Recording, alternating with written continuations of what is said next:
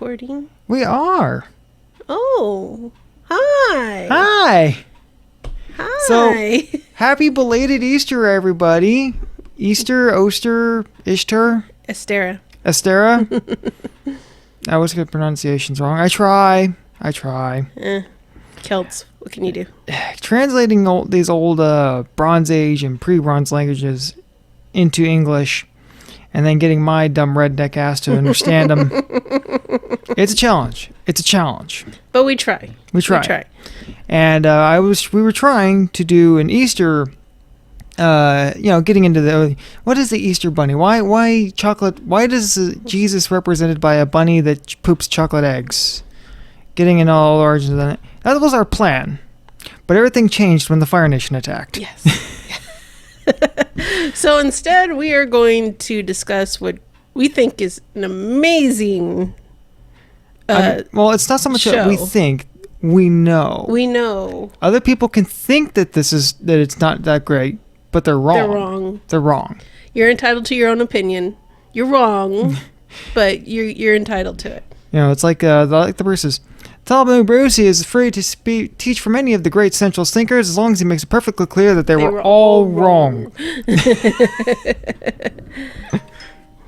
You didn't put on your costume. I did not. Your hair's all messed up now. Should we take two? Nah, just keep going. Okay. So yes, we're going to be discussing ins and outs, backwards and forwards, what we like about Avatar, the Last Airbender. Not Avatar, the Blue People. No. Completely different. Disambiguation there, very important. I had no drive to see Avatar, the Blue People movie. Because we had seen Ferngully. Yeah, I saw it the first time 20 years ago when it was Ferngully. Except that one was better because it had Tim Curry and Robin Williams. Yeah. In their prime. Yes. That was good. That would be a good movie to have. We could talk about the good movies from the 90s that have been murdered now. Go on our Gen X rant. Back in my day. Let's try not to get up on our soapbox too much. But it's so much fun. All right. You talked me out of it for now. So we were introduced to Avatar: The Last Airbender by my brother, and I can't recall how he was introduced to it. Like, I remember seeing Which is weird because he kind of doesn't like anime. He really? No, not really. He's not an anime guy. Like, I remember seeing commercials for it when it was originally aired on Nickelodeon back in the early thousands. And, I wasn't really into anime that much then. But, I kind of dismissed it as, a kid's show. It does look kind of goofy. Yeah. It does. Especially the early episodes. Yeah, so I didn't really give it much thought when it was originally being aired. But my brother talked about it, and he lent us his box set of the entire series. And he's just talking about how great the series is, and we got to watch it. And we're like, okay, so... we started watching it and we're like, dude, this is a great series. It rocks. It's so good. Rocks. The character development is so deep. The plot line's good. I think it was meant more for teenagers, preteens, teenagers. Definitely. All the key characters are like early teens. Yeah. From 12 to like 16. So, they're meant to identify with those characters, but watching it again growing up, you can appreciate it so much more. Oh yeah, well, especially Uncle Iroh. Oh, Uncle Iroh. The memes and the quotableness of Iroh is best. All around wisdom of this guy. Be the person Iroh knows you can be. Yes. Yes. The memes and the quotableness and the inspirational quotes that come out of that man. We seriously need an Iroh backstory. We do, because there's lots of little hints, especially in book 1, of like things he's done in the past. And they're so subtle and like just glossed over so quickly. Say half out of their by the way type thing stuff, and it's like makes you go, wait. What did you mean by that? And Are you okay? I'm just tangled in my own spaghetti here with all the cords. I'm fine. It's fine. It's fine. Are you sure you don't want to start over? Yeah, I'm fine. Okay. I'll fix it in post. He's not fixing it in post. But,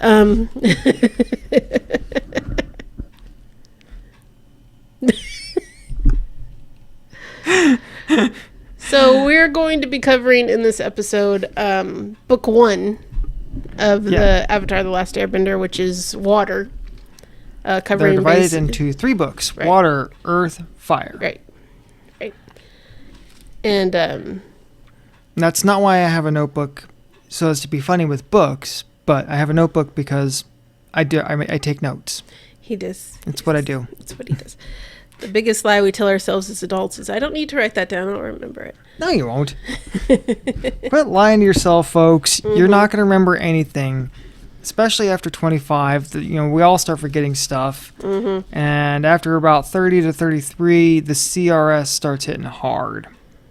Now we're almost 40, so it's in full swing. So. Mm-hmm.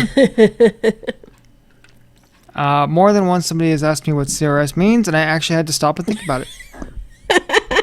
I wish I was making that up. My dad always said, memory is the second thing to go, but I can't remember what the first was.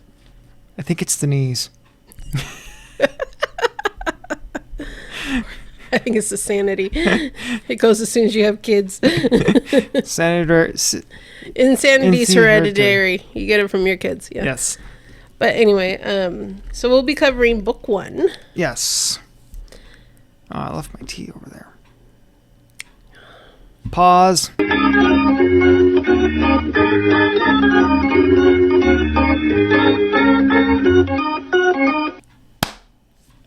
And we're back. So, book 1, it's really important because it sets down the storyline. Yeah. And, covers all the bases. You meet the main characters. Well, the pilot episode, I was watching some other people's reviews, seeing what they picked up that I missed. And man, did they pick up a lot. There was one guy who made a video. It was like a 15-minute long video of all the Easter eggs and foreshadowing jam-packed and just neat things jam-packed into that first episode, the pilot episode. Because straight off the bat, that episode gets its own opening sequence. Yeah, well, I mean, a lot of the stuff they put in the opening sequence for the rest of the series happens in that first episode, so... Well, it's, just the way the monologue starts. Long ago, my grandma used to tell me of how... I actually wrote this down. That's why I take my notebook. It's Katara, who's one of the main characters. She's kind of laying down the basis for the story, the legend of the Avatar. And so just, to cover a little bit of basis here that we didn't really already talk about. Here it is. The series is based around these people called benders. And these benders can manipulate the elements. There's water, fire, air, and earth. Yeah. And depending on which kingdom they're from and what their powers are. But each person from each kingdom can only bend their element. Yeah. Except for the Avatar. It's their destiny to master all 4 elements. They're the only person who can master all 4 elements. And, they can, the water benders, they like whip it around, turn it into a whip, make ice, make steam, make clouds, fog, anything that has to do with moisture. Fog. Yeah. So it starts with, in the water benders are in the South and North Poles where there's snow. Yep. They're like, they're portrayed kind of like Eskimos, Native American like type. Inuit, Native Americans. Yeah, there you go. In fact, a lot of what their clothing and the tools that they use, right down to Sokka's battle club, is actually all based on real North American Native peoples. Mm-hmm. But I found what I wrote down about the opening monologue, that the opening sequence is coming through and shows the map. Right. And it's my grandmother used to tell me about the old days. The 4 nations lived in harmony. for hundreds. That all changed when the Fire Nation attacked. Yeah. In the other episodes, it's long ago. The four nations lived in harmony, but that all changed when the Fire Nation. It's a little bit shorter. The pilot episode, the opening is longer. They pack a little bit more information in it. Because they have to explain the base story. Yeah, and she also at the very end, it's like, I still believe that the Avatar can save the world. She calls him Avatar, whereas in that opening, and the following on all the other ones, I believe Aang can save the world. It's a little details, but it's really neat. So, Katara and Sokka are brother and sister, and they're the children of the chief of the Water Tribe. Yeah. And the men of the Water Tribe have gone off because there's this war been going on for 100 years against the Fire Nation, who believe they're the superior element. They're sharing their greatness. Yeah, sharing their greatness with the world, whether they want them to or not. So they went off to fight in this war that's been going on for 100 years, leaving the kids behind to take care of the tribe. And which really kind of screwed up Sokka. Yeah, and we'll get to that later. So it starts with them out fishing. Katara's like the only waterbender left in the South Pole. First line in the whole show is Sokka sticking his foot in his mouth.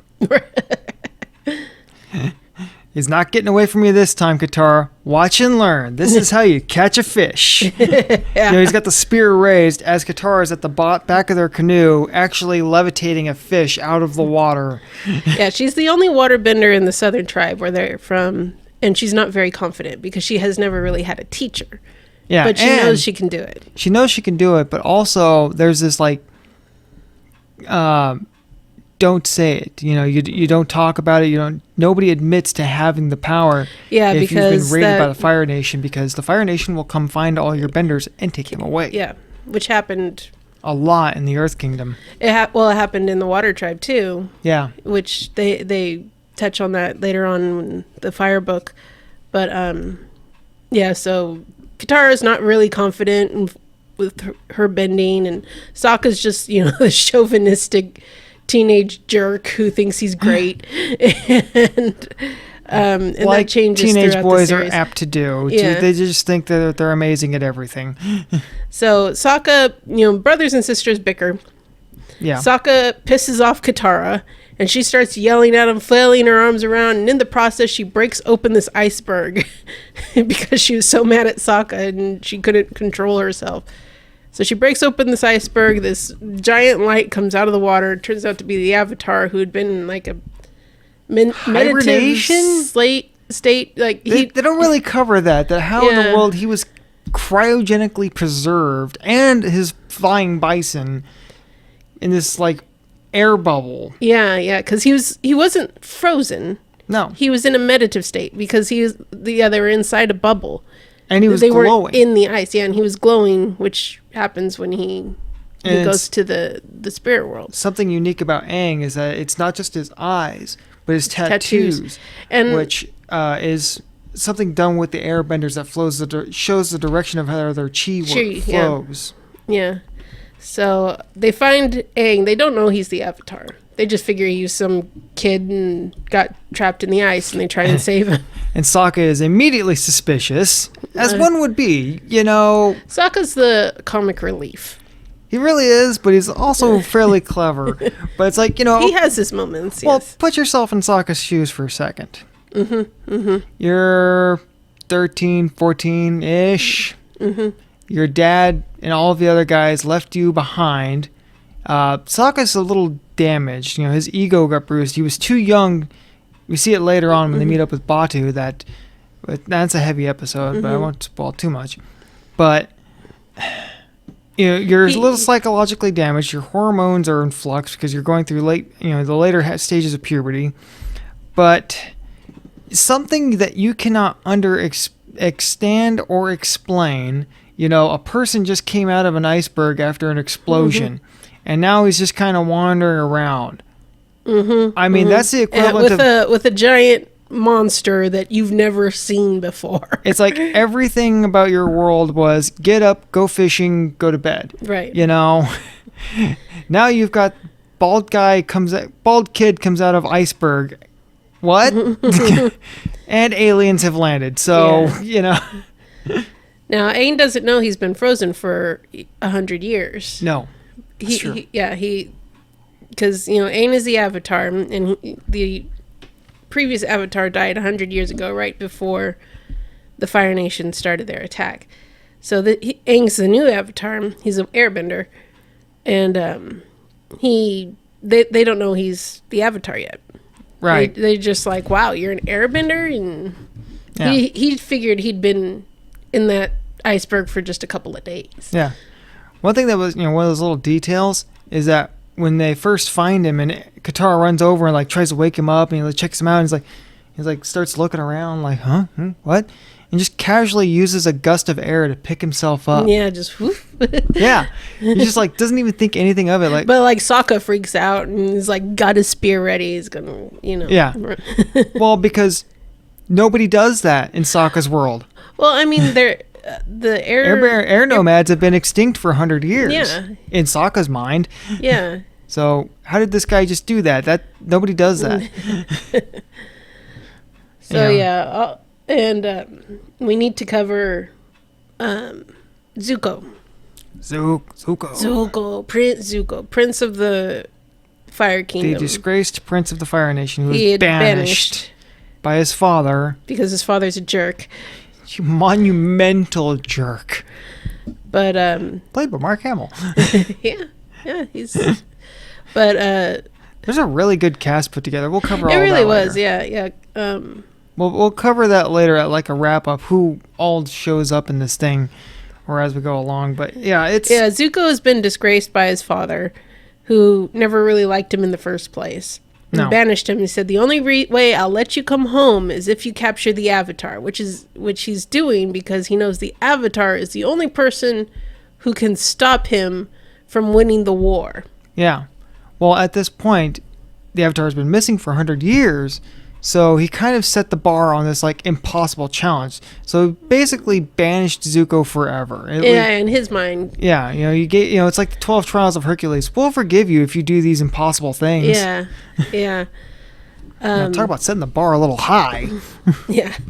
So when Aang is freed from the iceberg, this huge light goes up from the earth, and Zuko's nearby and he sees it and he's like, that's gotta be the Avatar. So he goes out chasing after him.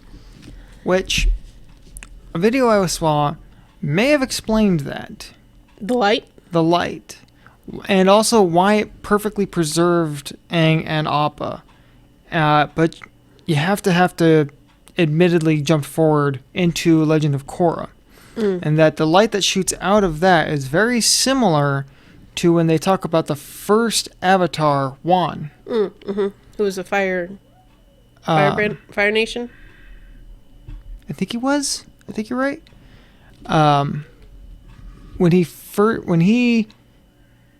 It came down to this battle between Rava and the black entity. I can't remember. Oh yeah. The white entity and the black entity. And so if you don't know what you're talking about, just smile and nod. Yeah. Legend of Korra is the sequel to The Last Airbender. That takes place, I think, 70 years later. Yeah. But in that, somewhere in there, that they go through a backstory of how the Avatar cycle started, how that came to be. So they follow how the first guy became the first Avatar, that the beam of light was the entity of Rava fighting the black entity, whose name I forgot at the moment. And when he fused with Rava, gave him the power to control the other elements. Yeah, he became the first Avatar. Good for him. Harmonic Convergence was the episode. I think it was actually a 2-parter. So you got Harmonic Convergences episodes 1 and 2. But in that, so the beam of light that came out when they freed Aang from the iceberg, it might have been like he was in this mid state between our world and the spirit world, and that might be why he was able to be preserved but not frozen. I don't know. It's kind cartoon logic. cartoon logic. It's almost Star Trek-y, did you try reversing the polarity on something? Techno jargon, mumbo jumbo, or magic. Dragon Ball Z explanation pulled out of our butt at the last minute. Yeah. Hey, Vegeta, why did we get confused when he came inside of Boo? I don't know. Let's go find the others. And then just leave it at that. Yeah. But so that's kind of the backstory to start the book, and it really all just comes down to them trying to take aim to master the other elements, because all he has mastered at this point is air. Yeah. And well, the other character we forgot to cover really is Iroh. Mm-hmm. Now, Iroh is Zuko's uncle, the Fire Lord's brother. He was a very well-respected general of the Fire Nation army. And he was actually heir to the throne. Yes. But there was some treachery. We'll cover that in due course. We'll cover that in the Fire book, yeah. But as it stands at the first episode, you've got Sokka and Katara, who their dad all the men went off to war to fight the Fire Nation. So they're just kind of making do, and basically they're like the oldest kids at the Water Nation, or in their tribe, in their village. Mm-hmm. They find Aang, who's the last Airbender, who doesn't know he's the last Airbender. Yeah. He thinks he's only been in there for like a day or two, but it's been 100 years. Zuko is a disgraced/dishonored prince who's been banished and set upon an impossible task to try and regain his honor, because his father's a sociopath. And Iroh is a guy with a lot of deep emotional scars, a lot of regrets. And a lot of wisdom. And that has given him a lot of wisdom, a lot of life experience. He was a high-ranking general in the Fire Nation army until his son was killed at the Battle of Ba Sing Se, which was Iroh lost that battle after a 2-year siege. Mm-hmm. Mm-hmm.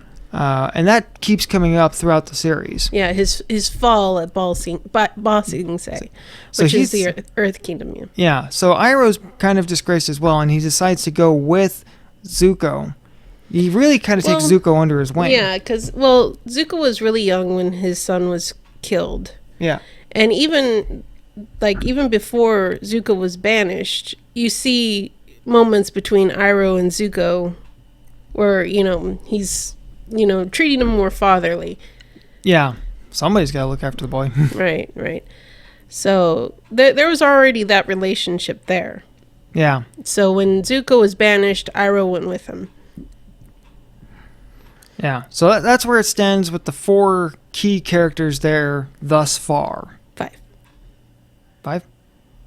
Aang, Katara, 5. Sokka. There are 4 lights. Sorry. 1, 2, 5. 3, sir. 3. It's a good thing I'm not a math instructor or something.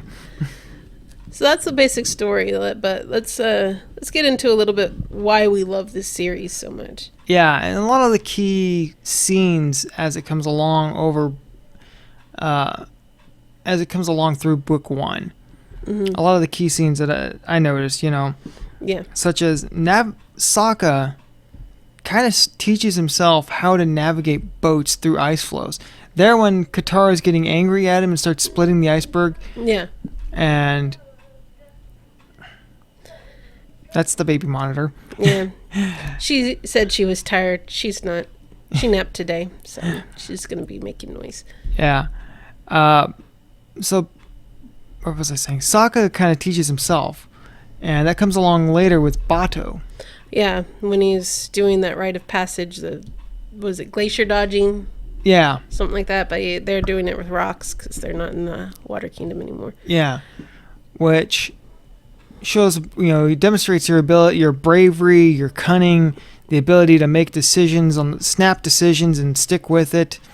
Because you're taking this boat at maximum speed through an ice flow, and if you crash it into the ice, you're probably going to drown. Mm-hmm. But it's a rite of passage in the Water Tribe. So all boys, when they turn 14, Yeah. get to do this. But Sokka's dad left before he was old enough. Yeah. So he didn't get to do it yet. Yeah, so that really establishes, the age group we're dealing with here. Mm-hmm. And Aang's 12. Aang's 12, well, to be technical, 112. But he looks and has the mentality of a 12-year-old. Being frozen in 100 years doesn't really count. Yeah. I was about to say, if that's true, he's really robbing the cradle. More on that later. But anyway, I digress.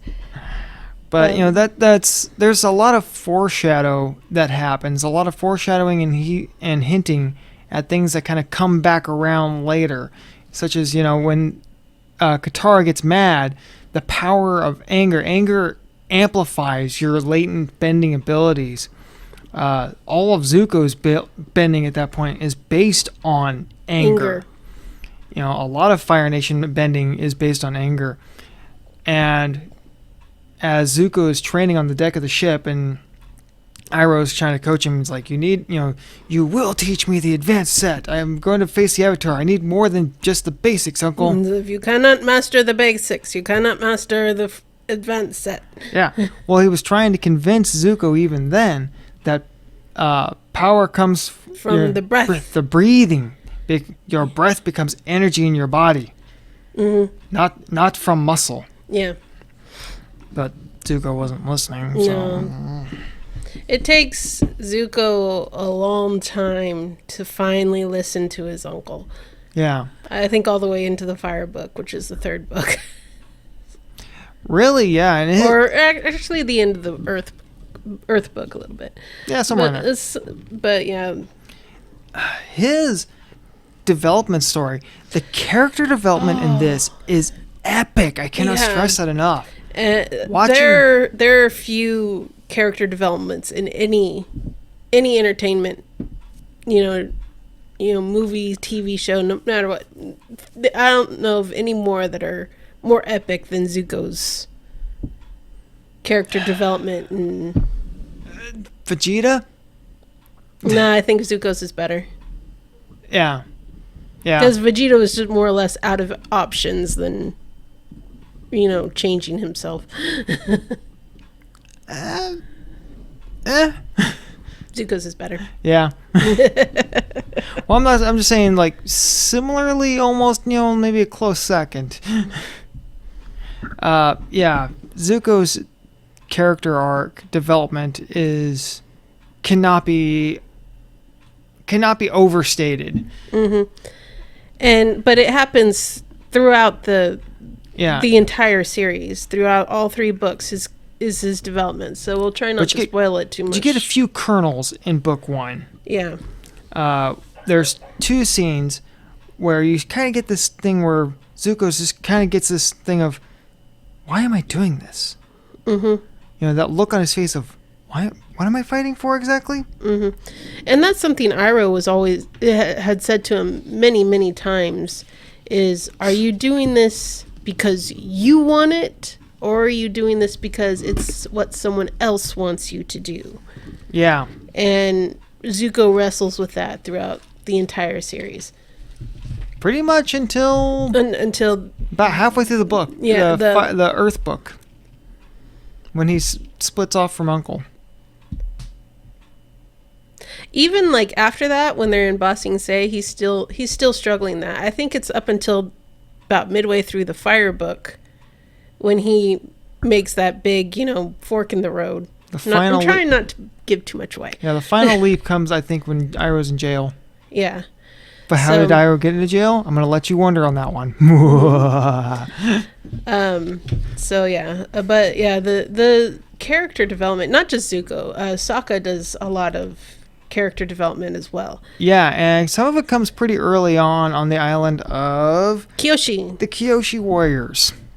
Kyoshi was a previous life of Aang's. Yeah, she was an earthbending avatar. Because it goes in a cycle, air, earth, water, or fire. No, water, fire, air. Yeah, fire, air, water, earth. Water, earth. I think so. Anyway, Because, yeah, before Aang, it was Avatar Roku. And I think before that was Kyoshi. Yeah, because the next avatar after Aang water, is earth, Korra. fire, air. Yeah, water, earth, fire, air. Because then after Avatar came water, or air came water. So yeah. So before Avatar Roku was Kyoshi. Yeah. Kyoshi was an avatar. Is basically what I'm trying to say here. That was a real plot. Well, she was no, she was not before Aang. She was 300 years before Aang.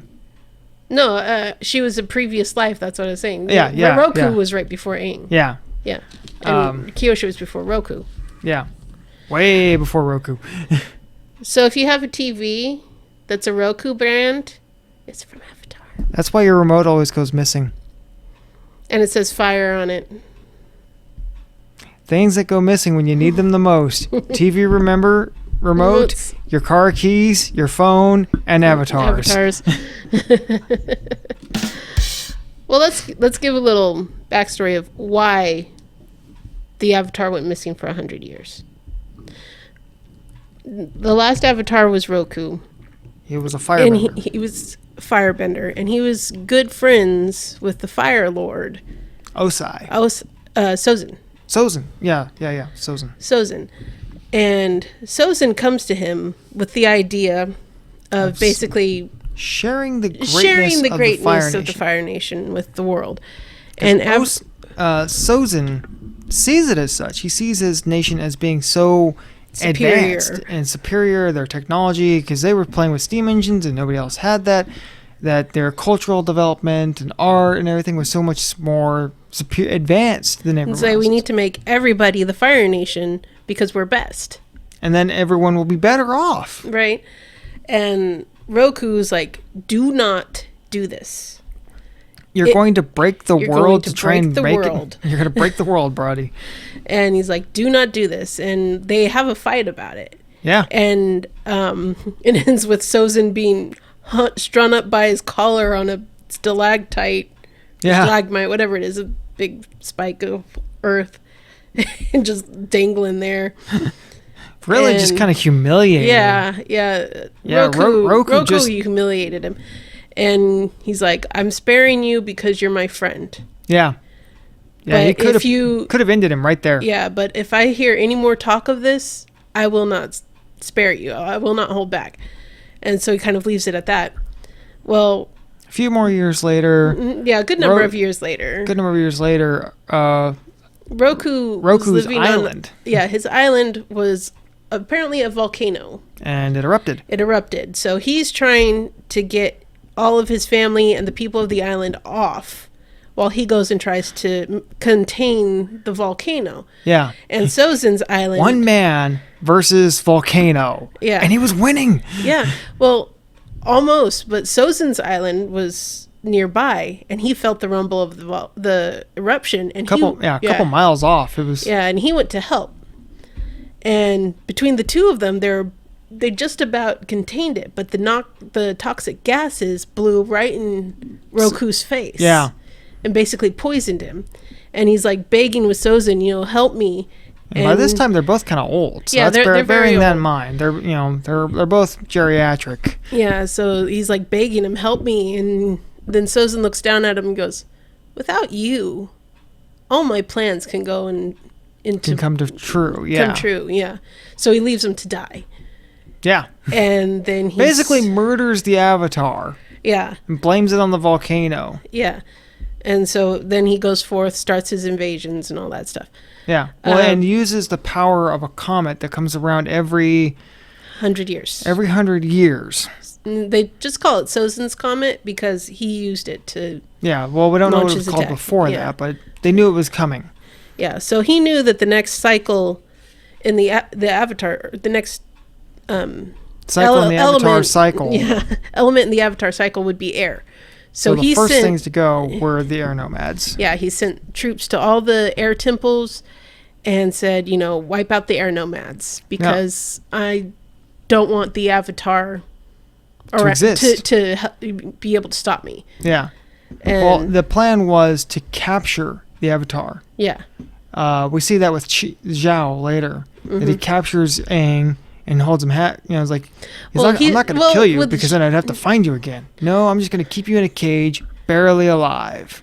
Yeah, well, he says he's not going to kill you because you'll just get reborn. Yeah, and then he has to find him all over again. Yeah, so anyway, so Roku dies, Aang is born, and the tradition is avatars find out they're the avatar when they're 16 because they're more emotionally stable when they're 16. But because of the war happening, they told Aang when he was 12. Yeah. And he couldn't take it. He couldn't handle it. And they're going to take him. It's a lot of pressure for a 12-year-old. It's a lot of pressure for a 12-year-old. All his friends started treating him differently. Yeah. And immediately. And they were going to take him away from his father figure, Gyatso. Yeah. Monk Gyatso. Yeah. Because he was too soft on Aang. He's like, Aang needs to train and you're telling us no. Your feelings for the boy are getting in the way of his destiny. We're going to separate you two. Well, Aang gets scared and runs away. He panics. And it's like, what would you do? Yeah, what do you expect from a kid who's 12? Right? You know, you just upended his entire world. Yeah. And so he runs away.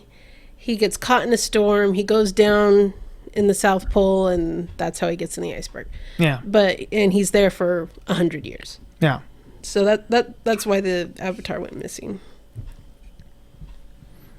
Very well abridged. Abridged. Was that abridged? Because it seemed like it went on really long. Pretty well encapsulated. We'll go with that. Yeah, you've done the backstory pretty good there. Thank you, dear. I think you're right with the first one. Nah. But getting back, you were trying to explain.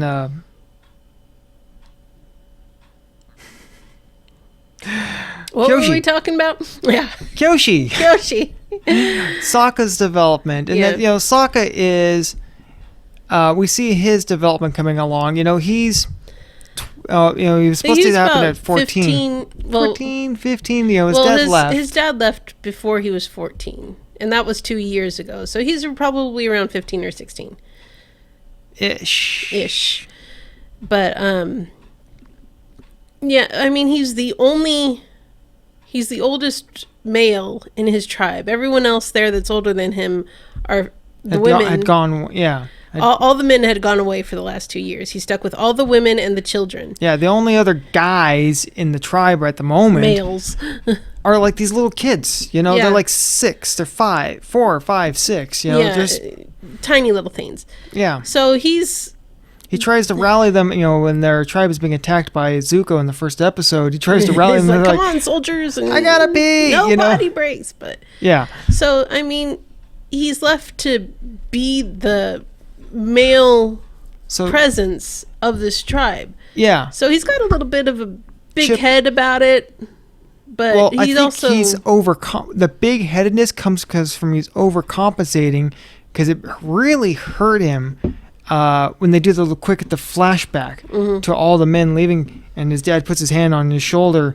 No, Sokka, you stay here. You're too young. You're too young to go to war. Yeah. And he's like, you have to stay here and take care of your sister. And that also builds the resentment towards. It's like, in a way, he's looking at Katara like she's holding him back. Yeah. Like, I could have gone with Dad if not for you.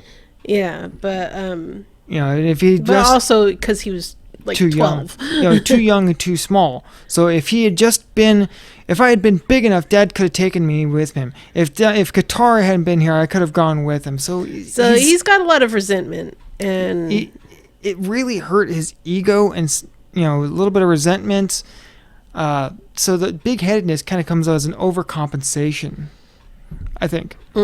And that's why it was really good for him to get his ass handed to him by a woman, by the Kyoshi warriors. Yeah, he is like the biggest chauvinistic jerk at the beginning of this episode. It's like Suki put an end to that in a hurry. Well, they get ambushed on this island, And, they're tied to a stake in the city center. And he's like, where's the men who attacked us? And they're like, we're women. We're the ones who attacked you.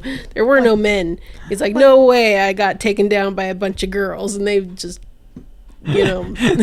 she handles him easily and repeatedly.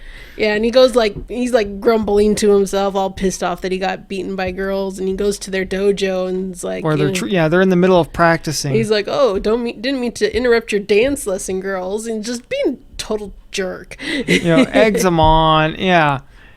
And again, Suki just wipes the floor with him, and he kind of sulks off and comes back later. And comes back later with his head bowed, ready to learn. Yeah. He apologizes and And that's really kind of par for the course on an emotional development.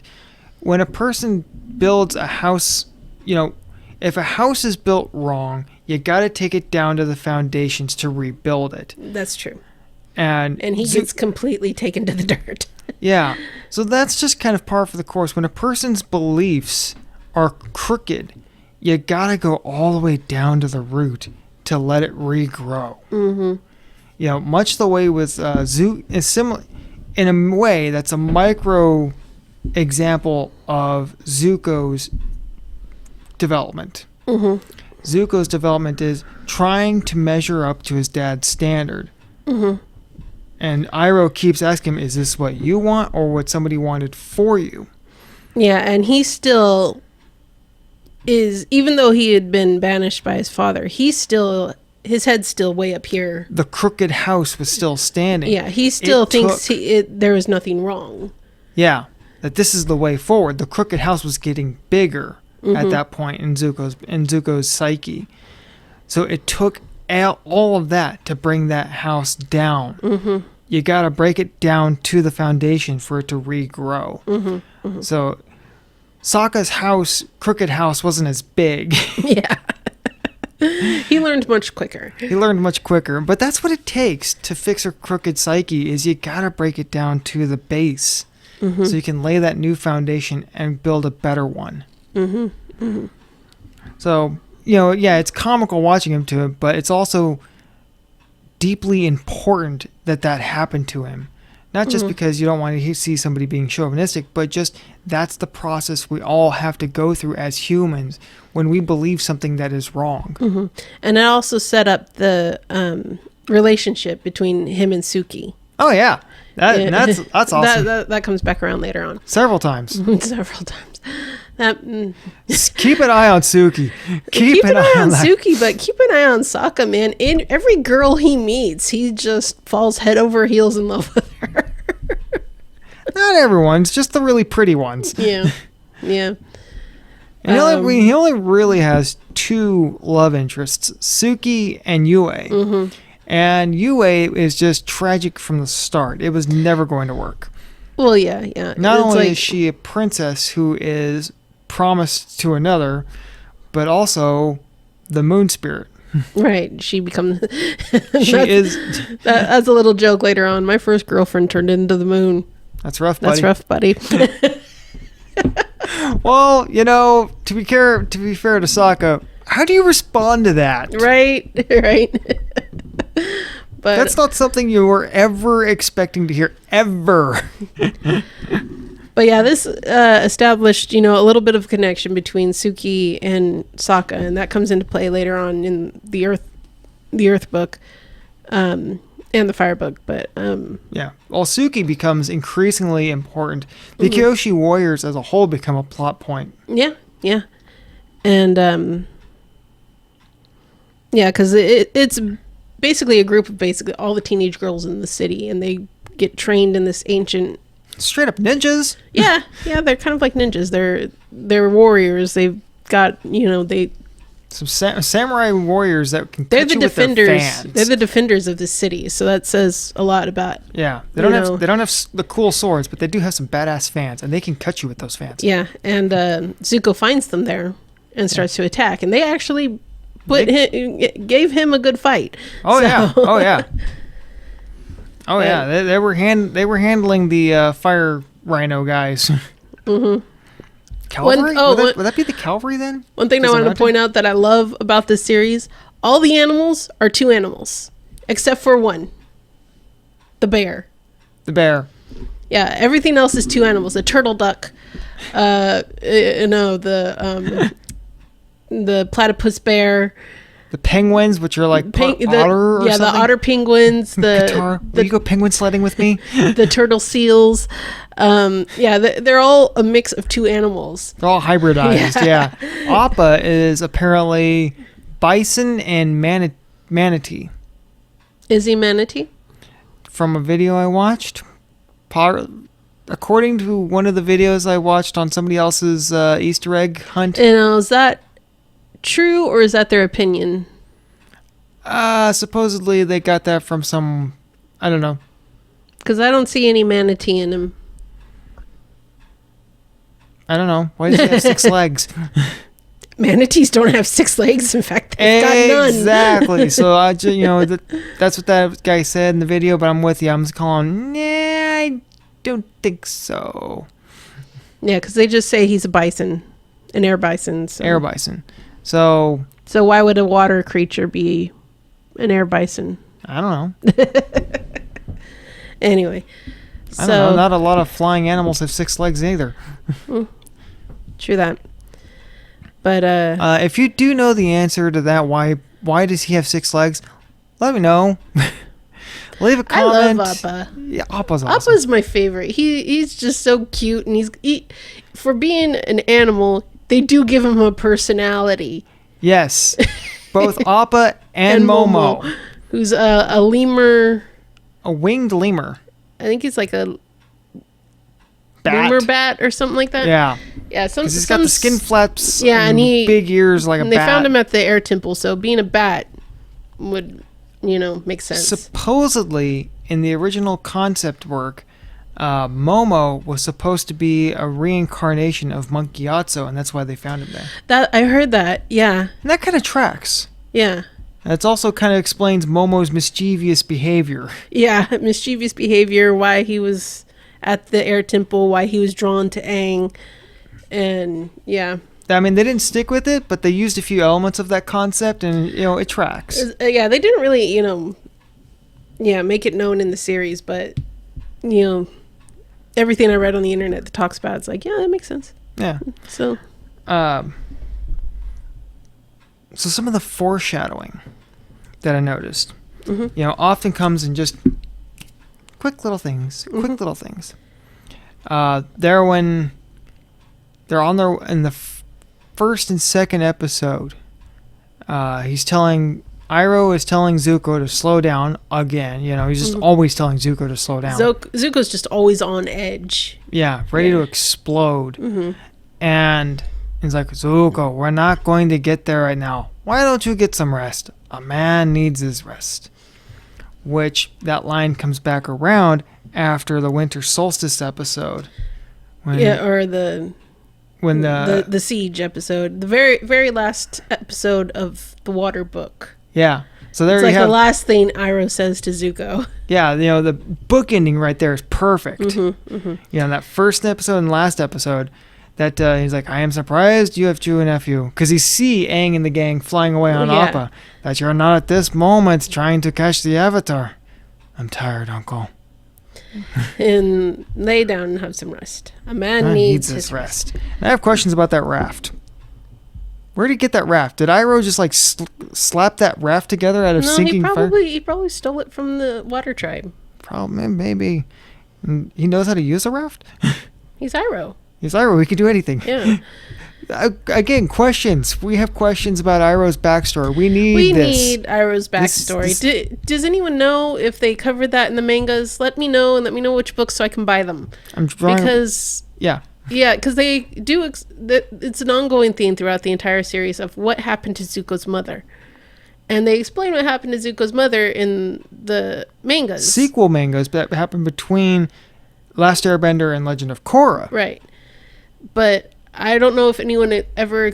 I don't know if they had meant to do a backstory on Iroh, and maybe, it fell by the wayside because there's all these little He's too awesome not hints of things that he's done and make you go, wait, what? And for example, a quick throwaway line as they're building up to the siege of the Northern Water Tribe. The Fire Nation has gotten an army together and is going to attack the Northern Water Tribe, which is much more developed than the Southern Water Tribe. And Aang and Katara are there learning waterbending. So. Yeah.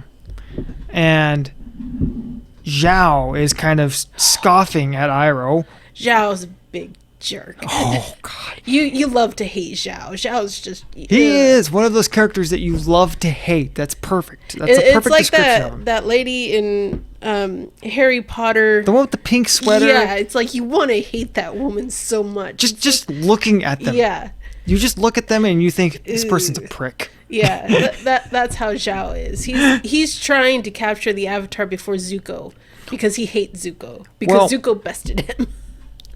Zhao is the perfect example of the unholy trinity personality traits. Mm-hmm. Psychopath, sociopath, narcissist. Narcissist up the A. And those three traits tend to feed off each other in this little whirlpool of positive affirmation. Mm-hmm. And because he's going to hurt whoever it takes to get what he wants to make himself look better, more for me. Mm-hmm. Just whatever he's got to do, whoever he's got to kill, he's doing it. He's got to hurt you, too bad. He's not even going to regret it. He's not even going to notice he hurt you. He will not think twice about it. If it ends up making him look better. And Zuko made him look worse. So he hates Zuko. So he's trying to take Zuko's honor by capturing the Avatar first. It's a vanity project. Zuko is way more honorable than he has ever been. Than other people will ever admit, because he's the banished prince. He's the disgraced prince. Mm-hmm. His father booted him out. Mm-hmm. But when you think about the two Agni Kais that when he fought his father, when Zuko explains how he got his scar, and he's why got a big red scar. Yeah, on the left side of his face. His eye and his left ear are damaged, and his father did that to him. His father did that to him. Well, Zuko wanted to go and sit in on one of the war councils, and he was too young. The guards wouldn't let him in. So Iroh let him join him. You can sit by me, nephew, but do not speak. Yeah. Well, generals were laying out a plan. They were going to send this group of raw recruits to go attack some Earth Kingdom town. Basically use them as fodder. As a diversionary and cannon fodder, while another group of elite goes in behind and outflanks. And just letting these guys, sending these recruits into a meat grinder to be killed, basically. Yeah. And so Zuko got upset.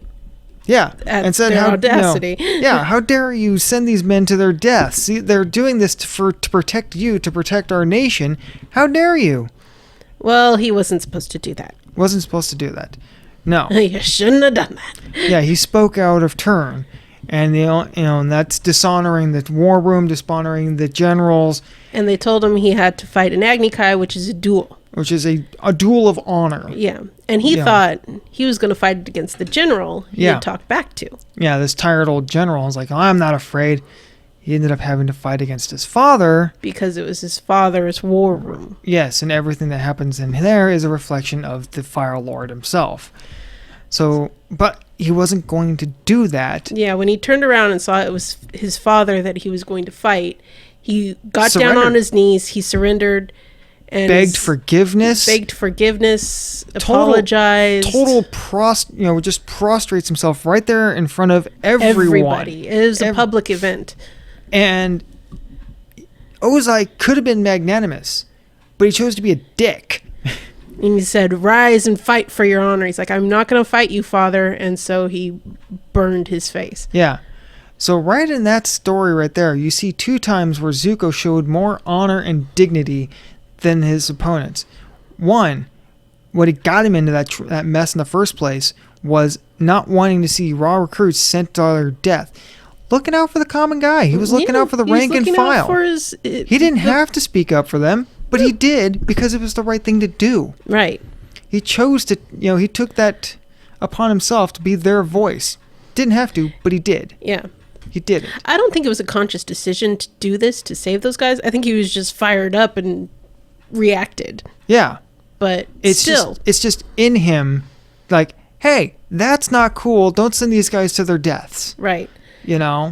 So that showed a lot of honor right there. Yeah, and looking out for the rank and file. Yeah.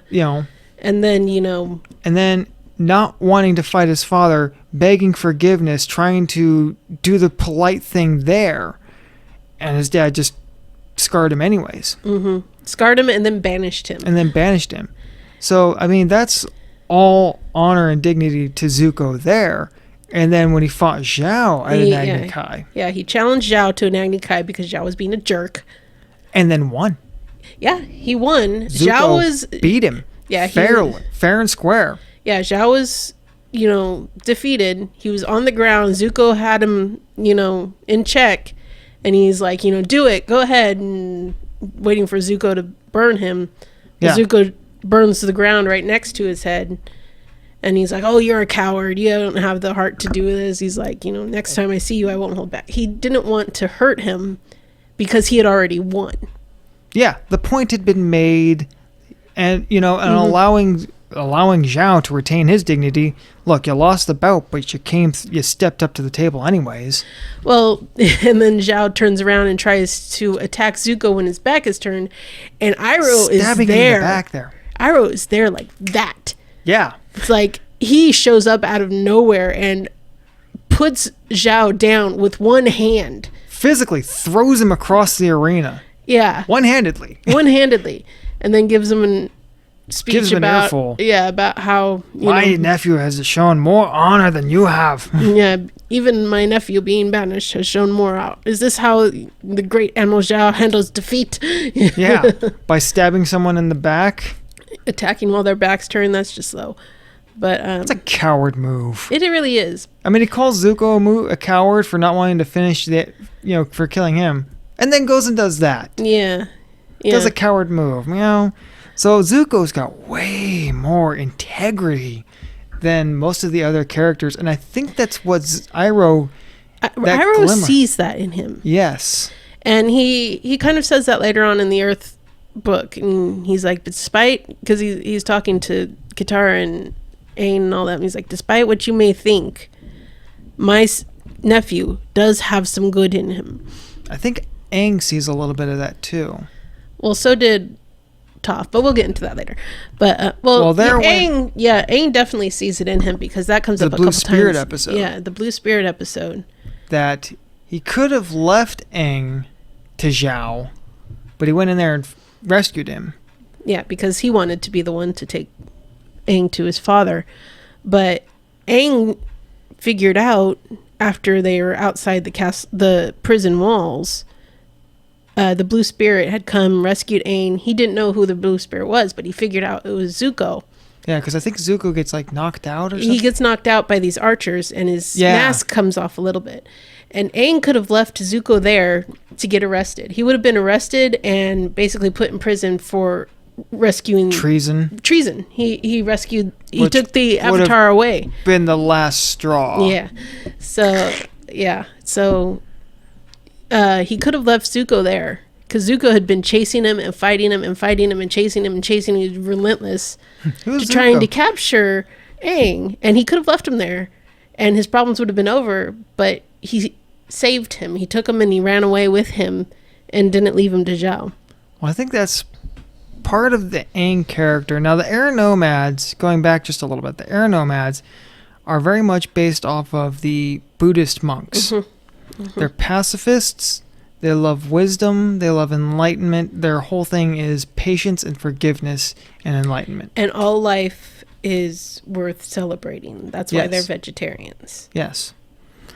So I think that's part of the Aang character. That is very much part of the Aang character. What am I saying here? Mm-hmm. That is part and parcel central to the Aang character. Right. Because that's how he was raised. Yes. And so that's probably why he saved Zuko. Like this, maybe this is my chance to reach him. I think so, because he starts to run when he sees that it's Zuko, and he stops and he turns around, and then he goes and gets him and takes him with him. Yeah, and he could have just made sure he was safe and then booked it, but he sat there and he waited until Zuko regained consciousness. Yeah, with the hope of just talking to him. Yeah, it's like, a long time ago, I had a friend in the Fire Kingdom. Used to go there all the time. Do you think maybe you and I could have been friends? If all this didn't happen, we could have been friends. And then Zuko attacks him and he runs away and kind of puts it into that conversation. But it gave Zuko something to think about. It really did. And that comes to play later. That's one of those small kernels that start adding up in the Zuko's psyche. Yeah, because at the end of the first book, they're in the North Pole. And Zuko had been attacked by Zhao. He hired some pirates, basically as hitmen, to take out Zuko. Well, Zuko survived, but Zhao doesn't know that. Zhao thinks Zuko's dead. And Iroh goes and joins Zhao because Zuko was going to stow away on one of their ships, because Zuko's ship was burned down. It was blown up to bits. Yeah, so Zuko sneaks on as a stowaway onto Zhao's ship, and Iroh goes hiding as a guard. But, because all the Fire Nation guards have the face masks. Yeah, and Iroh goes to offer his services as a consultant. Yeah, because he's like, I got nothing else to do now. I don't have Zuko anymore. May as well go back to my old job and put what's left of my life to use. Yeah, basically. So that's the cover story. That's the story he tells Zhao. Yeah, but really he's there to look after Zuko. And they get to the North Pole, and Zuko sneaks out and goes off to try and find the Avatar. Yeah. Well, he finds him.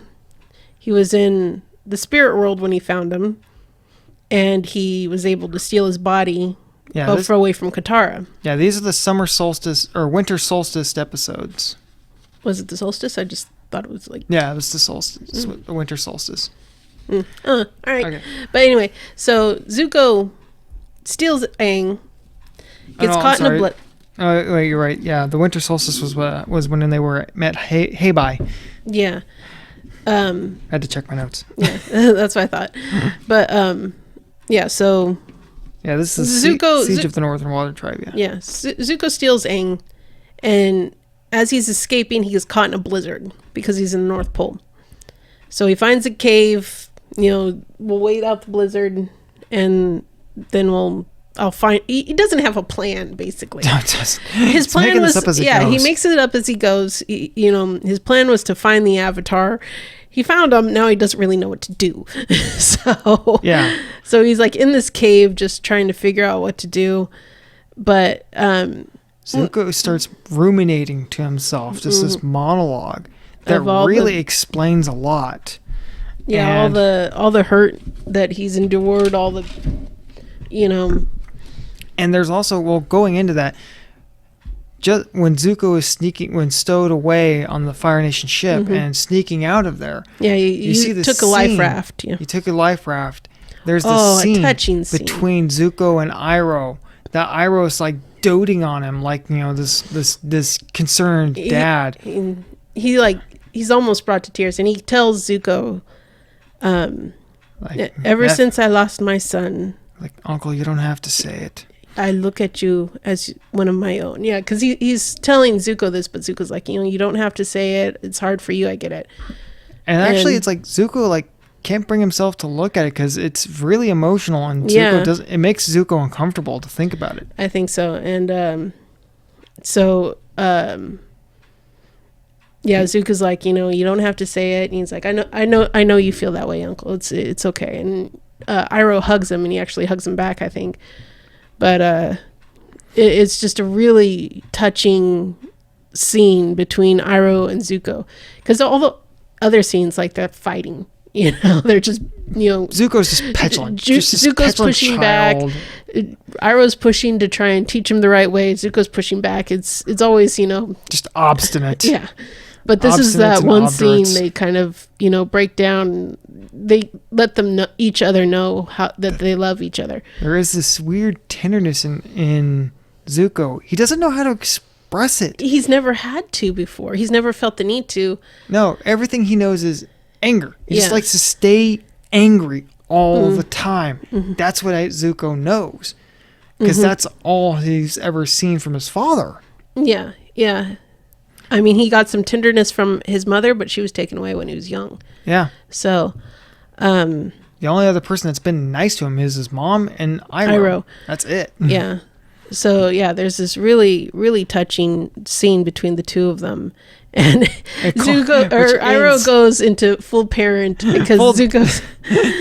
Zuko's lowering the life raft. Remember your breath of fire out there. It could keep you alive. It could save your life. It's like, I know, Uncle, I will. He's like, and keep your hood up. Keep your ears warm. It's cold. It's like such a parent thing to say. Keep your hood up. It's cold. Yeah, that's such the doting parent, Better take a coat with you. It's going to get cold later. Yeah. So jumping ahead again, Zuko captures Aang. Katara wasn't able to save him, so they go out looking for him, and they find him, and Katara knocks out Zuko, and they get... I want to get back to Zuko's monologue in that cave. Okay.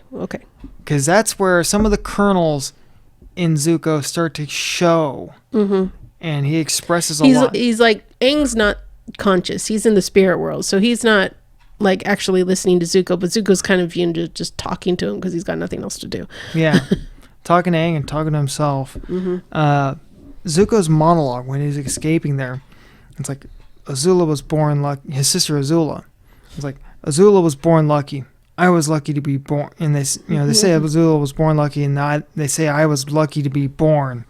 Yeah, she was the perfect golden child. She was the prodigy. She does everything right. Everyone loves her. Well, even when they were kids, yeah, she was a natural prodigy. Her bending was always better than his. Yeah, and that comes up several times when they're later on when they're fighting against each other.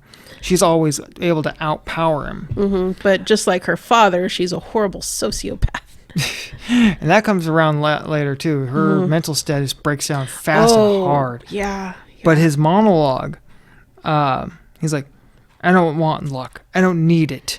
Everything I've had to do, I've had to fight and struggle, and it's made me strong. And as he says this, and it's made me strong, you see him from behind as he's standing with his shoulders back. Yeah, kind of like, shoulders out, head, shoulders back, standing straight. It's made me strong. It's made me resilient. It made me who I am. Made me who I am. And then as he's saying, it's made me who I am, he turns his head. And only his left side, the damaged side, is facing the camera. Yeah.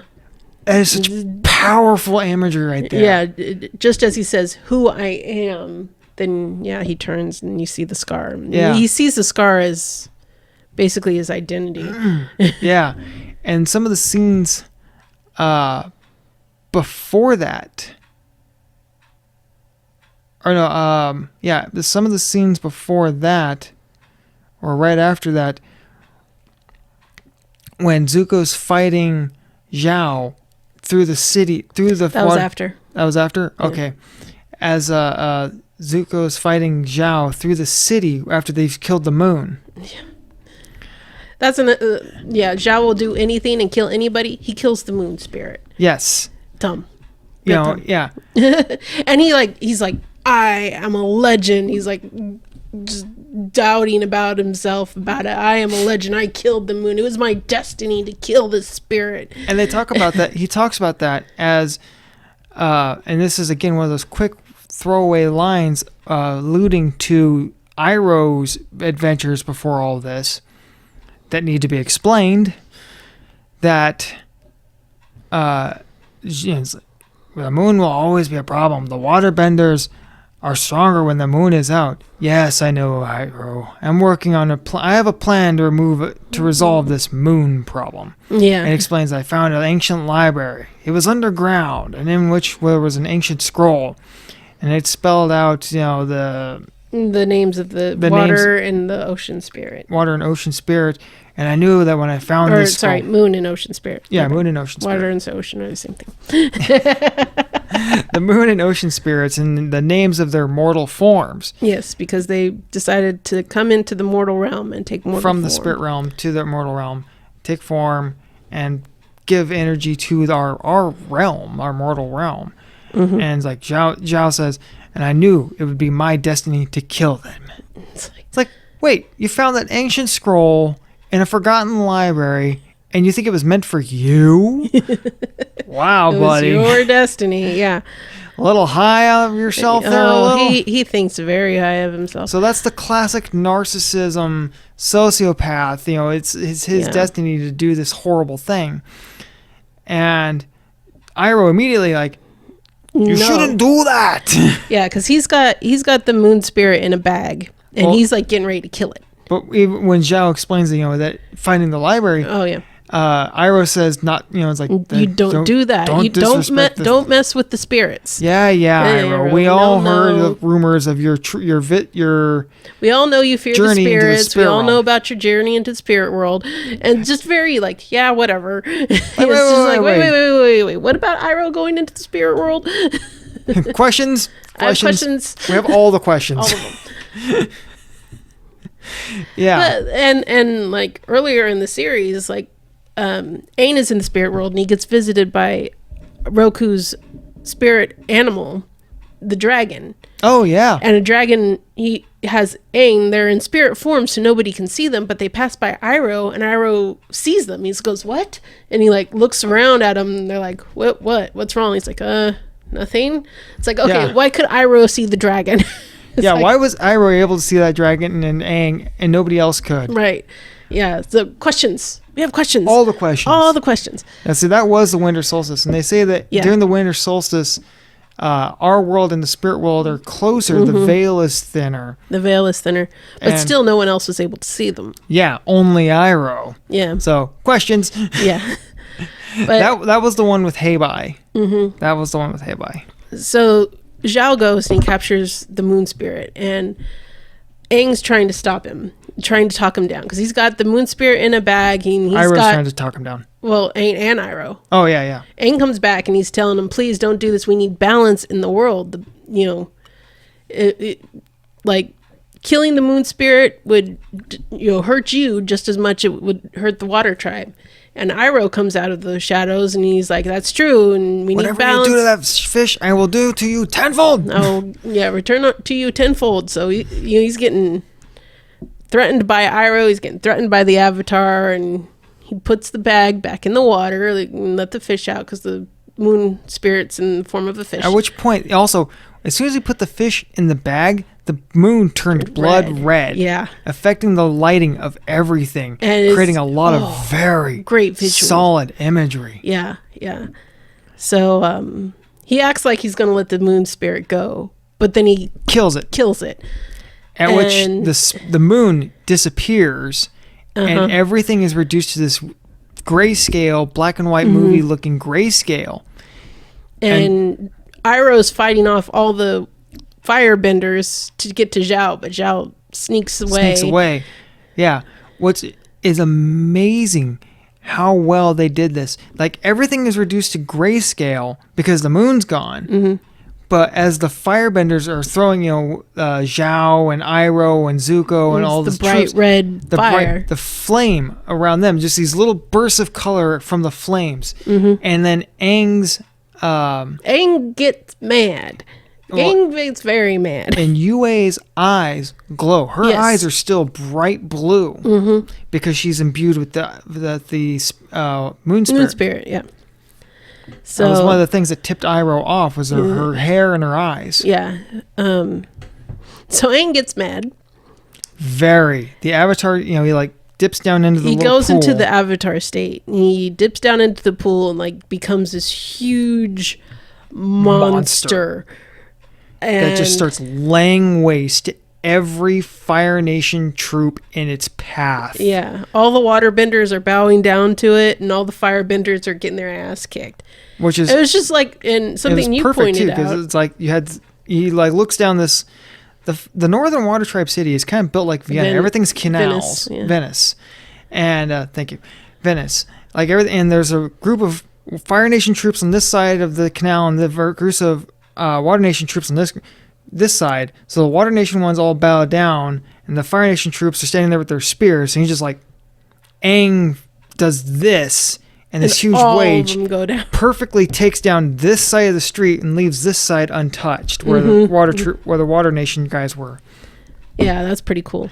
But something you pointed out, that this was probably the only time that Aang killed somebody, because unleashing this fury on the Fire Nation, he had to have killed some people. Oh, they were not walking away from that. Yeah. I mean, he sent all the ships back, but all the people, the ones he took out in that alleyway, they probably died.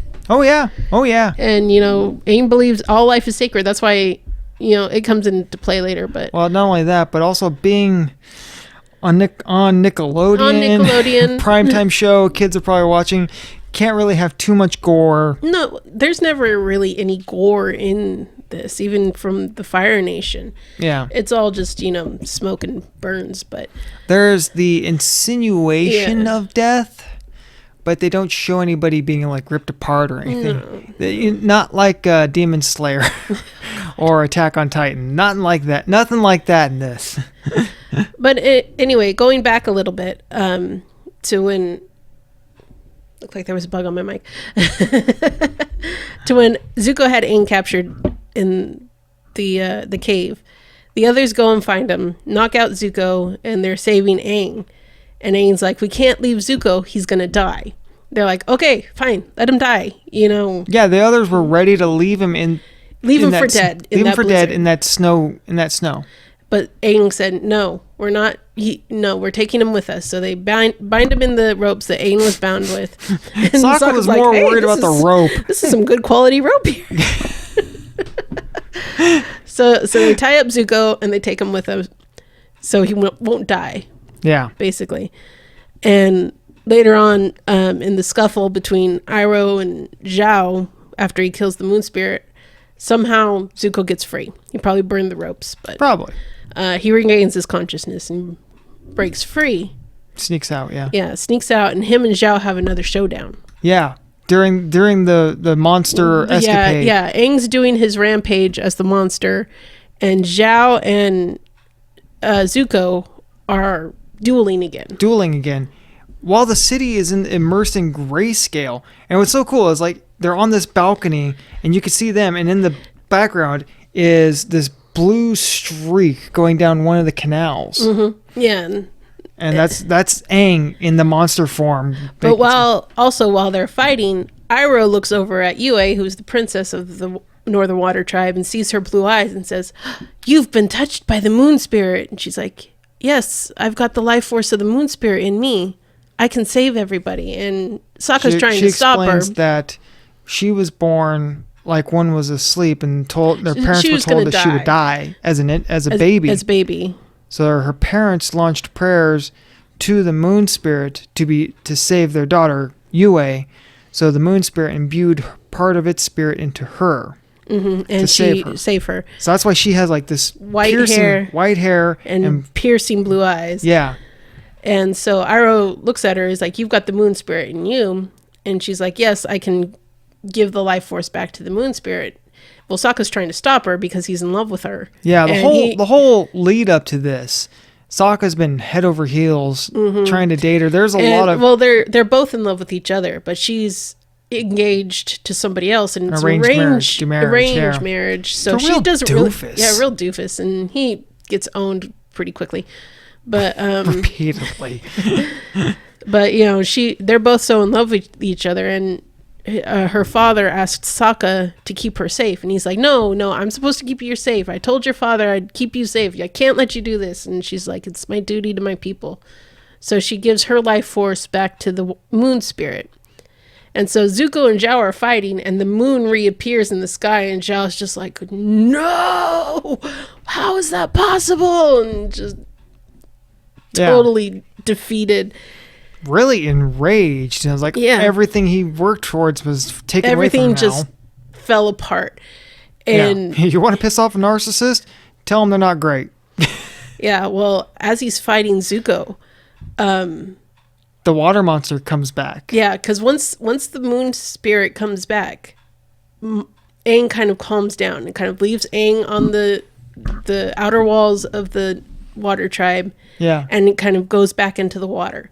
Well, as it's going back into the water, it comes up around Zhao, grabs Zhao, and starts to drag him down. Yeah. And Zuko reaches his hand out to him. He's like, grab my hand. And Zhao like... tries to save Zhao. Yeah, Zhao... Of all things. Yeah, Zuko Zhao... was willing to save Zhao, which another point towards... honor. Yeah. Yeah. So he's got his hand out, grab my hand. And Zhao starts to put his hand out, and then he stops and he pulls it back. And he gets taken down by the spirits. And that comes up later in Legend of Korra, that the spirits basically take him to the underworld and torture him. Put him in this like fog of madness where you lose your mind and you wander for all eternity, completely insane. They find him just wandering around. I am Zhao, the moon killer, the conqueror. I am the great Zhao. And it's like, that's all he knows. He's just like wandering around endlessly in this fog. Yeah, he totally lost his mind. Deserved it. Yeah. Totally deserved it. Wandering for all, like something out of Dante's Inferno, man. Just wandering this little pit for all eternity. But yes, and that's a question I raised to you like yesterday or the day before. Did Zhao pull his hand back because he couldn't stand to be saved by Zuko? Which would be ultimate embarrassment. Yeah, or did he pull his hand back because he thought if he died, he would be more of a legend? Martyred or remembered, yeah. Because that was all he was like striving for there, is, to be a legend, to be the great Zhao. Get his name in the history books. Yeah, that's what he wanted. So, they leave that question unanswered. So, and I really think you've got a good question there, because those are perfectly valid. That's like the 5th text message I've gotten through the third. It's probably either Jay or Gwen at this hour. Or Tony. Anyway, when we were setting up, I was thinking like, maybe I should turn my ringer off. Oh, no one's going to text me this late. Nah, not on a Sunday. But anyway, so, Zuko goes out, he finds Iroh, they make their escape on this raft, and you see Aang and Katara and Sokka getting away on Appa. Yeah. No, wait, they don't get away on Appa. They're just still in the city. And Iroh says to Zuko, I'm surprised you're not going after the Avatar. And it's like, I'm tired. And he kind of lays down, and he's got this look on his face like he's confused. And is that because of what he witnessed with Zhao, or because he's not sure about his destiny again, because this is the second time that the Avatar saved his life? Yeah. So he's kind of confused and trying to process everything. So there's so much said in this series from just very brief facial expressions. Yeah. And that's one of the things that makes the series so great. One of the many. Yeah. I'm just in total agreement. It's like, and these are just some of the these are just the highlights that we've taken notice of. There's a lot going on here.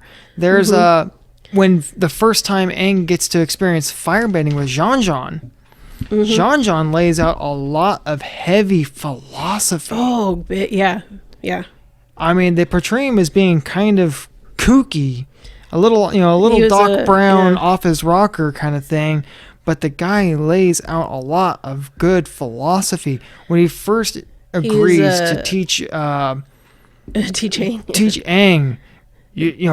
before you can master the disciplines, you must first master discipline itself. You have none. He was a former Fire Nation Army officer who abandoned his commission. He went AWOL. He went AWOL because he just couldn't handle the madness anymore. Yeah, couldn't handle the killing. Yeah, so couldn't stand. So they saw him as a traitor because he deserted, but they call him the deserter. But really, he was just like, I can't do it anymore. The first person to go AWOL from the Fire Nation Army and succeed and live. Yeah. There's one character we totally glossed over that I need to go back and mention. Okay, but before we do that, oh yeah, the John had a moment with Katara that was very interesting. That he lays out that he's trying to explain the nature of fire to Aang. Mm-hmm. And he talks about, he skips over air. I don't know why. He talks about water is cool and soothing and brings life wherever it flows. Earth is steady and solid. And but fire, it's alive. It grows, it consumes, it spreads, and left unchecked will destroy everything it touches. Mm-hmm. And it's like, because of that, he sees firebending as a bit of a curse. Mm-hmm, mm-hmm. And then when he's talking with Katara a little bit later on in that episode, that it's like, we really need him to come back around more, because the guy is freaking, he's a really interesting character. It's again, like he did come back around, but we didn't get any of his wisdom. Yeah, him and Iroh, we need more of them. Yeah. And he's having this moment with Katara. Katara's just like, wow, you've got, he's like telling her that that was when Katara discovers that she can heal. Mm-hmm. She's a healer. It's like, you have an amazing ability. You must harness this and develop it, encouraging her, and that he kind of envies her that she'll be able to heal people. Whereas she's like, well, you've got abilities I'll never have. He's like, fine. And he sees it as a curse. We are forced to constantly walk the fine line until finally we are driven mad and it consumes us. Mm-hmm, mm-hmm. And that kind of is the duality of fire, that it can create, but it can also imbue. Mm-hmm. Fire left to its own devices will just spread and consume and destroy everything around it. We live in California. Yeah, we see it every summer. Every freaking year. I mean, it's clockwork. It's like clockwork here. The fire season never ends. It just kind of simmers down for a little bit, and then the summer comes back. It's year round. We used to have fire season. Now it's just year round. We have wildfires in our forests. And for some reason, no one can still figure out how to fight them, but whatever. Yeah, that's politics. We won't get into that. We're not going to get into that. That's a different show. Yeah. The 11 o'clock show is completely different from the 9 o'clock show. But yeah, fire left unchecked will destroy. But fire, when harnessed, provides light, heat, energy. It's how you make steam to power engines. It's how we cook food. It's how you provide heat to your house and light. Yeah, without fire, you're in a bad way. Yeah. Without it, that the sun being the first fire, and that's, again, he tells Aang, has Aang's breathing exercises, that power comes from the breath and not muscle. Yeah, which is what Iroh tells Zuko. Yeah, so both of these guys have really broken firebending down to its core elements, and they see, the sun being the first fire.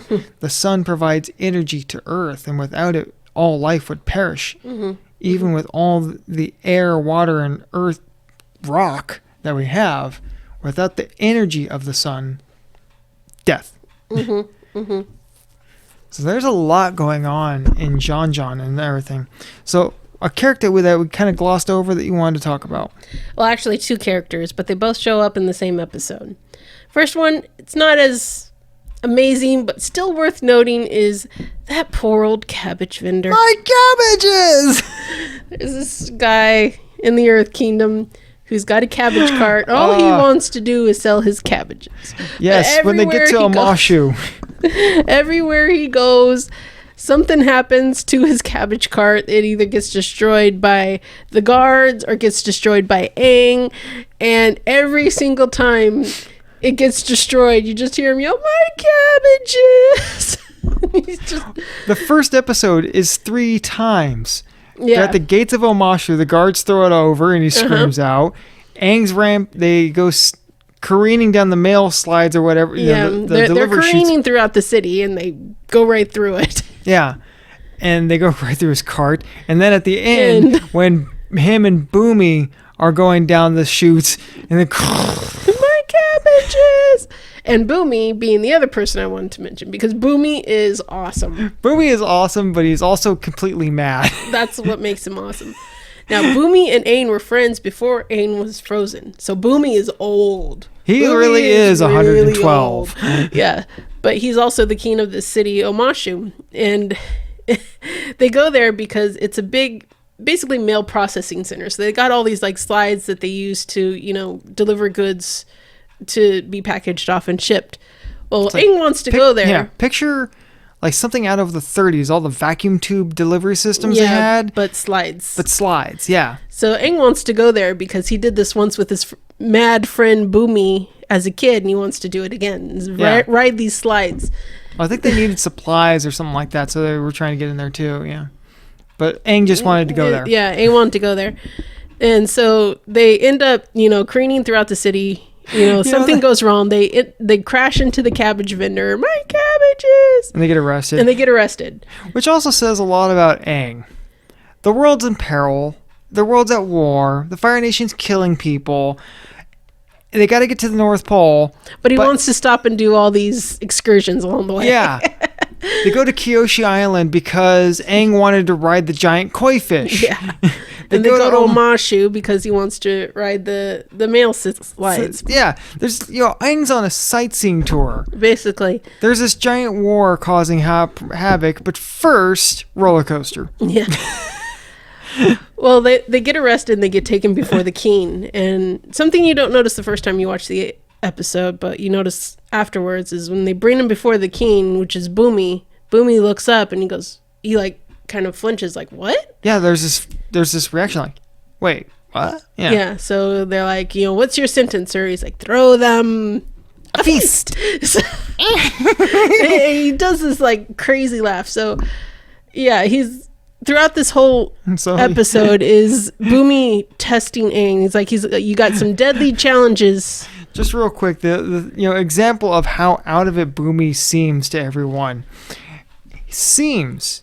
Him and Iroh both. You got to keep an eye on these guys because they seem completely out of it, but they're always catching everything.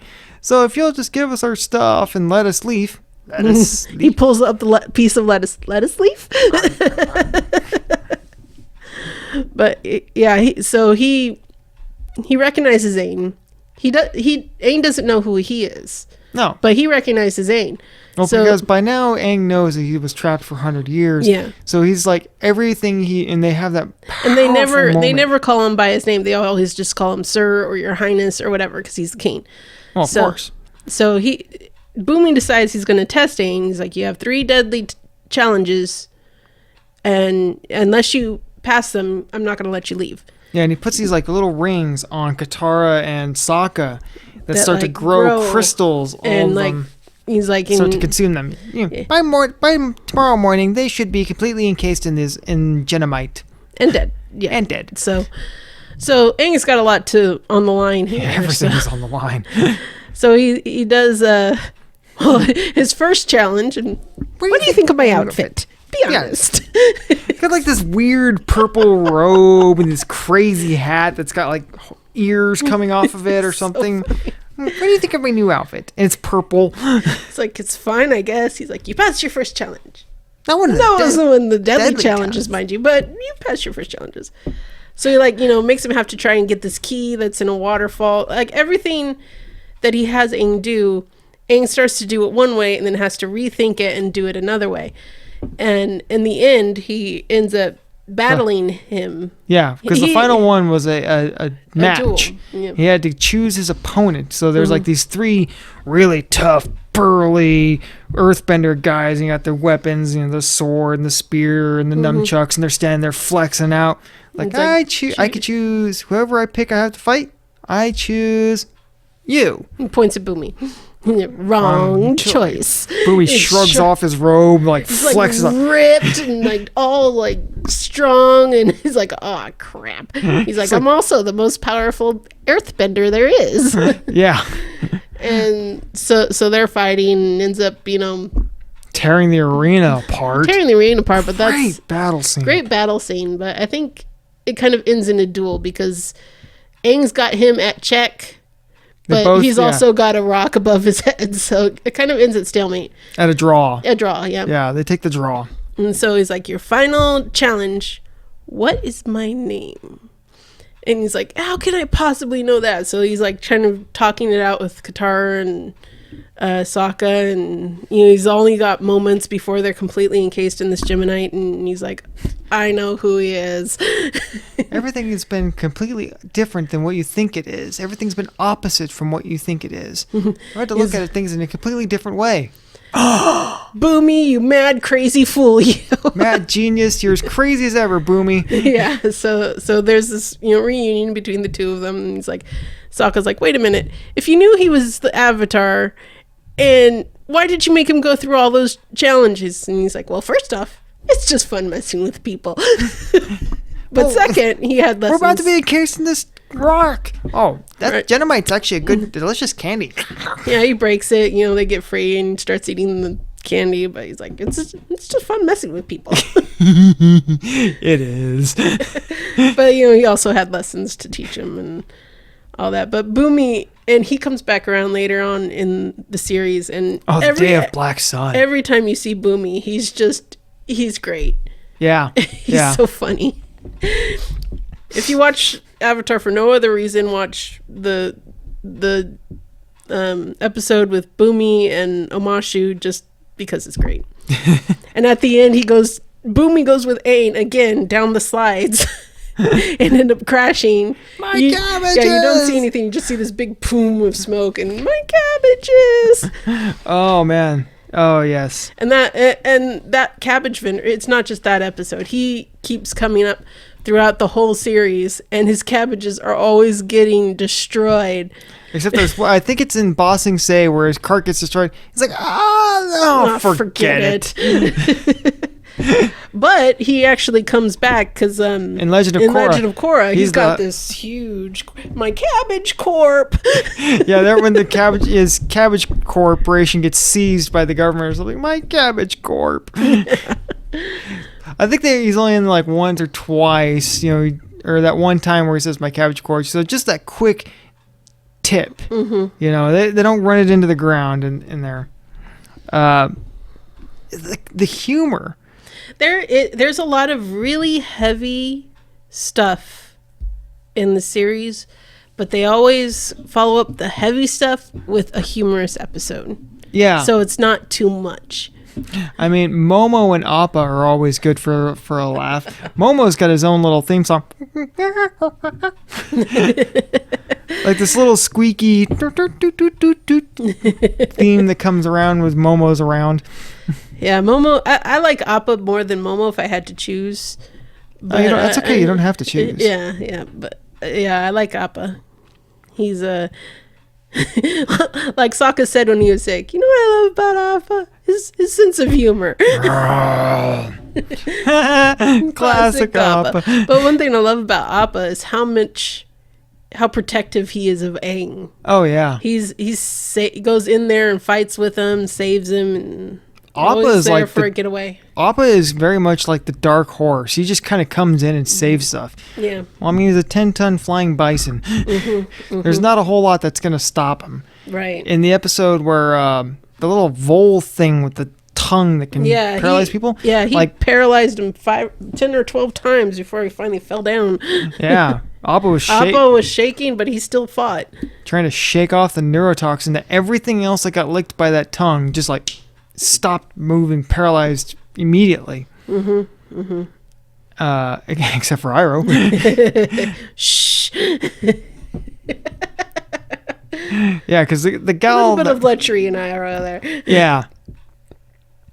Zuko and Iroh were resupplying the ship when this gal on the back of this giant weasel vole thing shows up and tears a hole in their deck. Look, she's looking for a stowaway. She's a bounty hunter.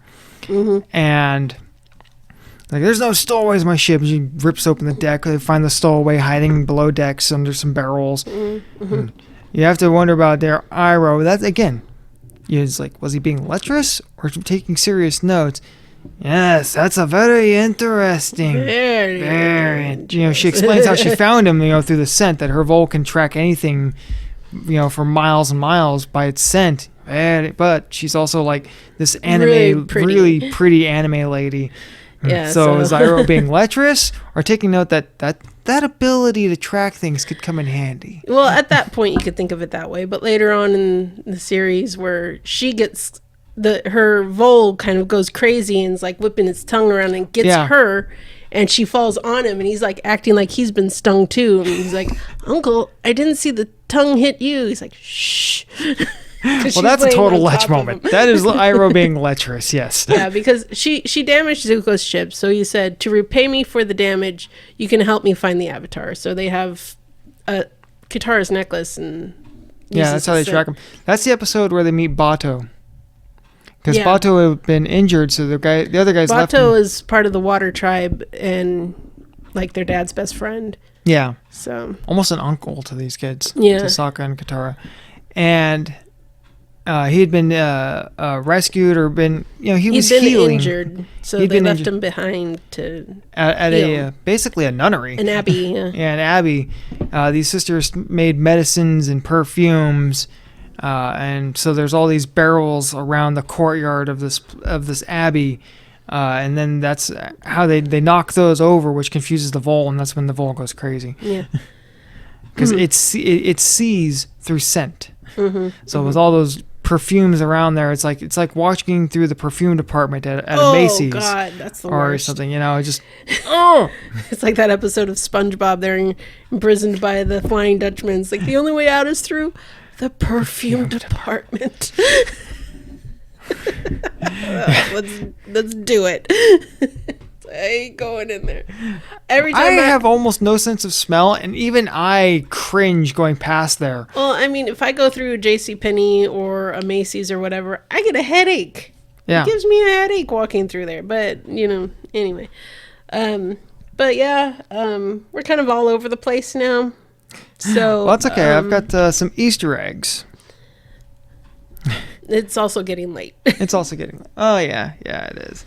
But okay, just some interesting ones. Some real quick. Okay, Sokka's makeshift watchtower that gets knocked down twice in the opening episode. It's made out of snow. It's made out of snow and a few sticks. Yeah. Aang knocks it down by crashing into it. Because I think he was penguin sledding or flying his glider. He was on his glider. He knocked it down. Just real quick, there's that little blue pendant flag hanging from it. Mm-hmm. And there's the Water Tribe emblem on it. You don't see the Water Tribe really anywhere else around their village, just on that one little flag. And you barely notice it. It's like right at the top of the screen. It's like right there. There it is. Right there. Just right, barely on the screen. And that's the only time you ever see another Water Tribe besides Katara's necklace. Because that is the symbol for water.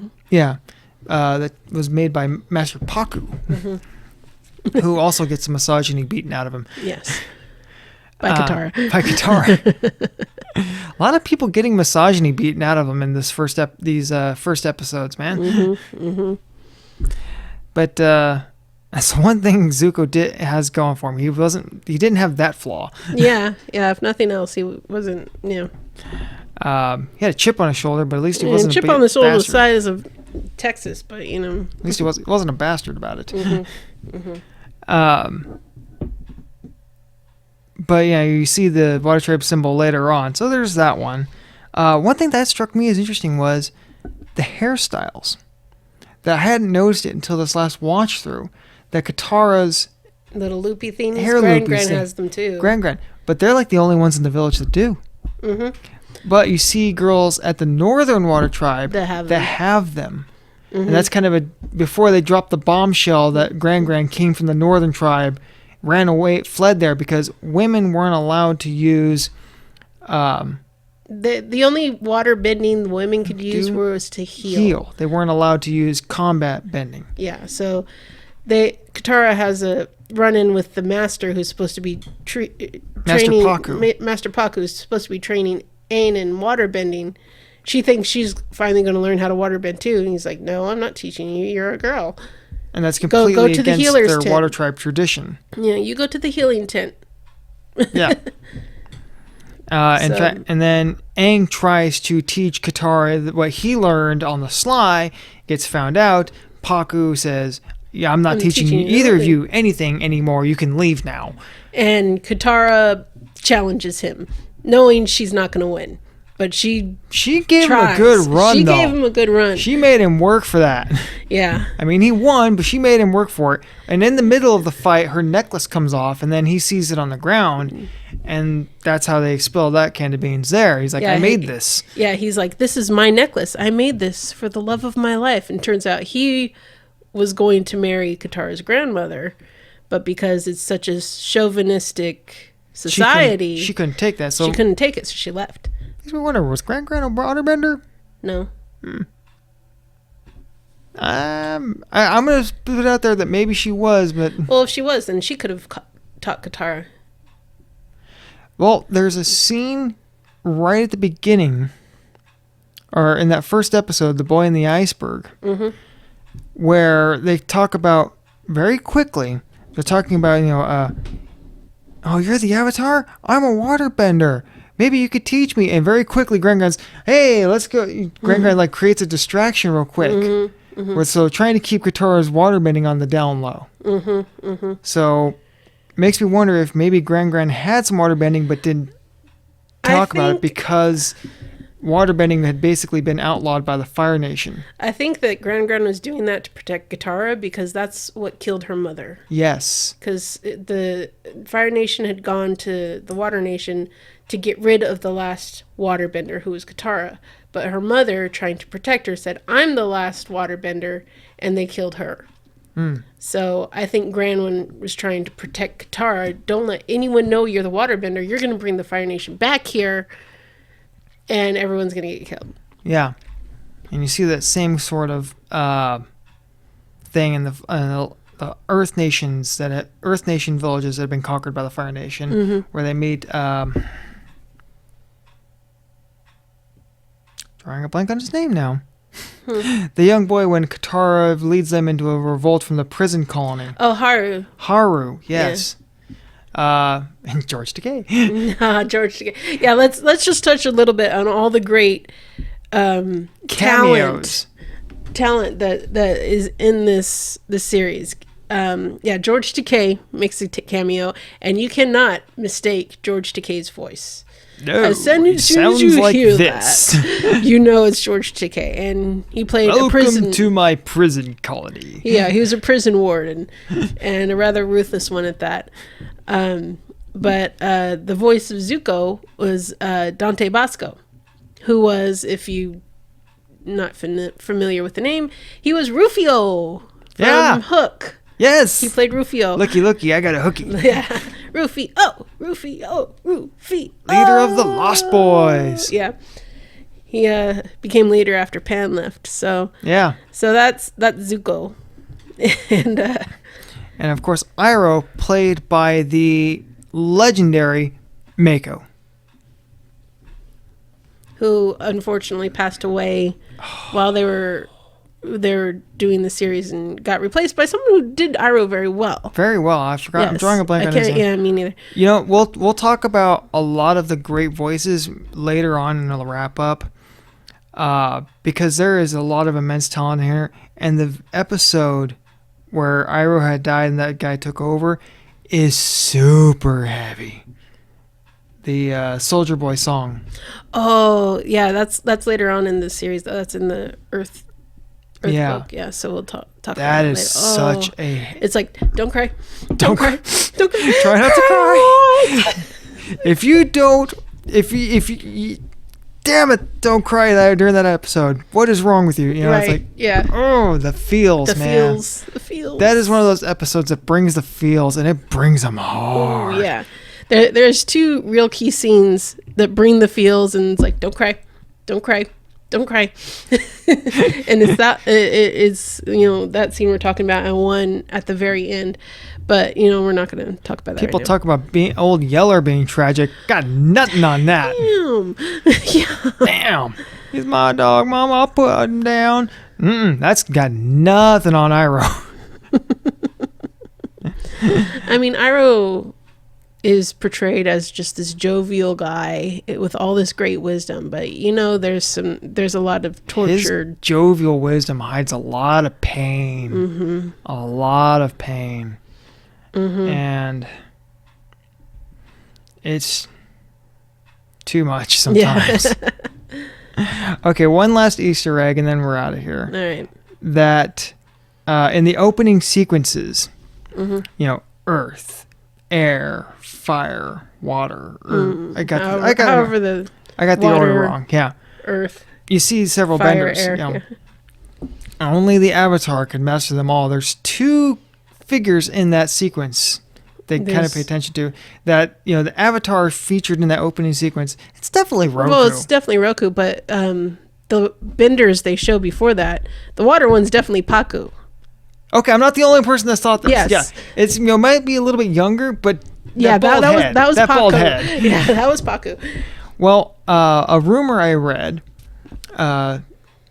was that the Earthbender in that sequence was Roku's earthbending instructor.